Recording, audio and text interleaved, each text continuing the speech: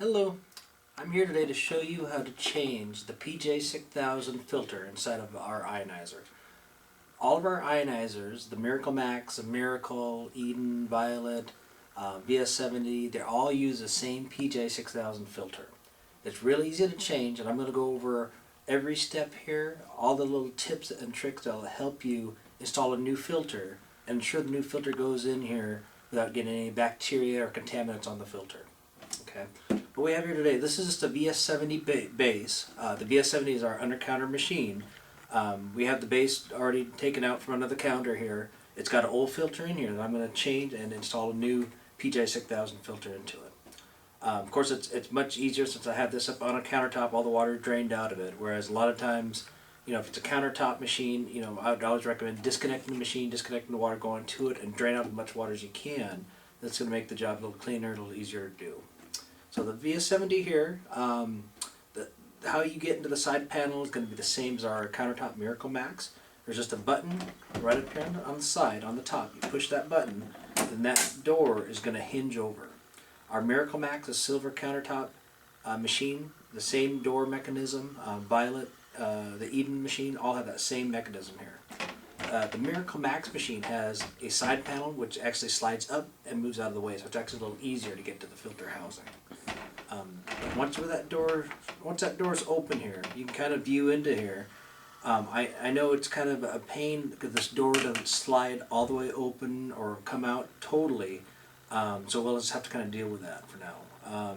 But still, even with that door just hinged over a little bit, you still should be able to access that filter enough here to do what we need to do. So that door's open. The next thing to do is we kind of hinge that filter over like so, and that's as far as that door and that filter housing gonna hinge over here for us. Okay. So a call that I get here in tech support a lot is people changing their filters and taking this cap and just twisting it right now. And when they do that, it puts a lot of torque, a lot of stress on the bottom part of this housing, which can break. And if that causes a leak, the only way to fix it is to send the machine back to me here to fix, which none of us want to do that. So first move is to remove this filter cap. So how we do that is figure out whatever way you can to take one hand, and you need to support that lower filter housing. Support that the best that you can so that it doesn't twist or torque at all. With your other hand, take the filter cap, and if it's been a year since you've changed that filter cap, the O-ring seal that it makes is going to be a really tight seal. So you will have to give it a little force to open that cap. But once it gets turning, it should turn pretty freely. So I'm going to start to turn that.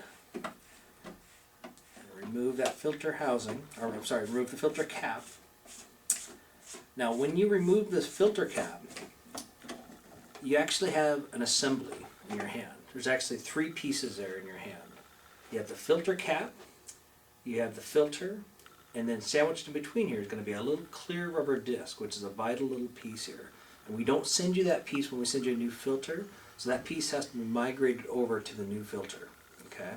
So this filter, this is a synthetic paper element here of this filter.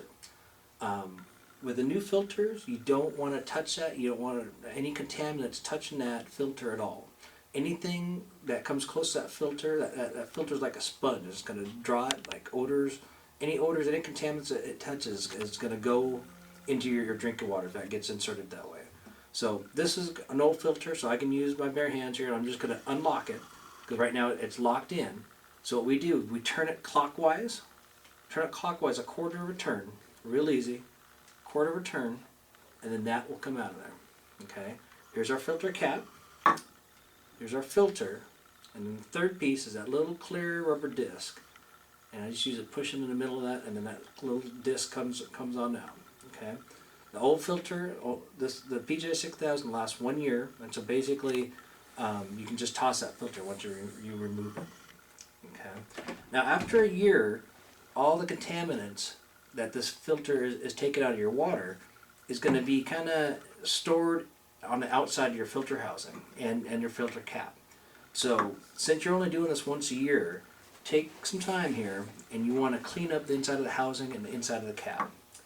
What I usually like to do is use either white distilled vinegar, or before you start this, make a strong acid water and you want to spray down the inside of your cap with the vinegar or the acid water. Take paper towels and wipe them out the best you can. And after you wipe them out, just take a little bit of water or acid water, just rinse it out just so none of the lint, or the small pieces from the paper towel are stuck in there. But do that with the filter cap, inside of the filter cap, and also on the inside of the filter housing. Just spray a little vinegar or acid in there, reach in there with a paper towel, and just cleaning off all that gunk, which could be carbon residue, it could be a little bit anything that rolls through your water line. I'm going to take a little screwdriver here and just kind of help get all the small debris out of the bottom of the filter housing here. Okay. So once that's all cleaned up there, and you'll notice once you take out your filter, that's going to be filled with water. So you're going to want to take the whole machine and kind of pour out that water before you start that process of cleaning out the inside of the housing there. Okay, so let's say now we have our housings, that's all cleaned up and ready to go. Inside of our cap here is good, ready to go.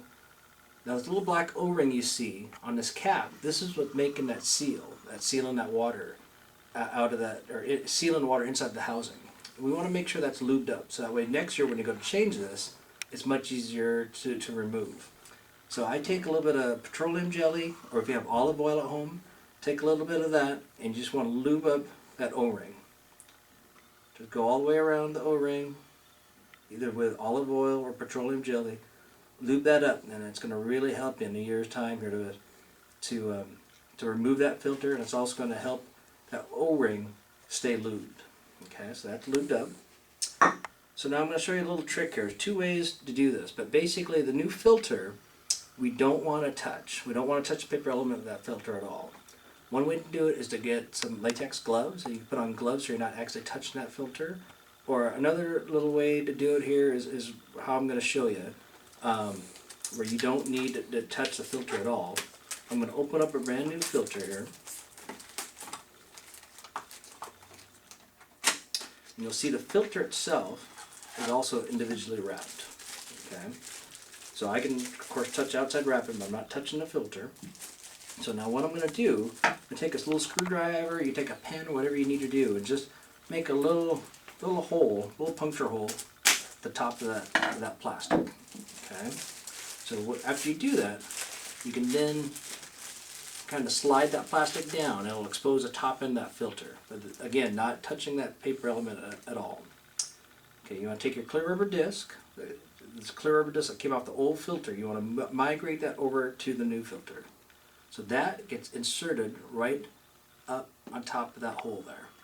That clear rubber disc helps two things here. It ensures that there's not excess pressure getting to the middle part of that cap, and two, it ensures that all water coming into the housing has to go through that filter before it actually enters the machine. Without that cap, water can actually bypass that filter and go into that hole up on top and not be as filtered. So that's a vital little piece.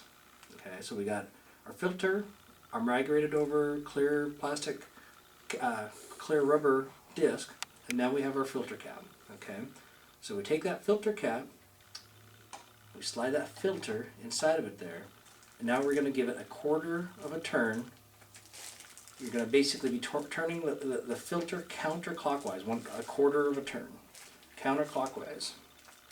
So that locks it in. So now you have your whole filter assembly. You have three pieces here in your hand. And see, now you can slide out the plastic, and that way that filter is not touched at all by your hand. Once you have that assembly, you want to hold on to that filter housing so that doesn't twist or torque, and yes, it can be kind of a pain sometimes. And then you can slide that whole assembly in to the housing, and then you can screw that in. And you don't want to over tighten that cap. You just want it so it's snug. So right there, I mean right there I could have probably got another quarter of a turn out of that cap, but I don't want to do that because that's going to lock it a little bit too hard. Okay, and it's going to risk breaking off the bottom of that filter housing.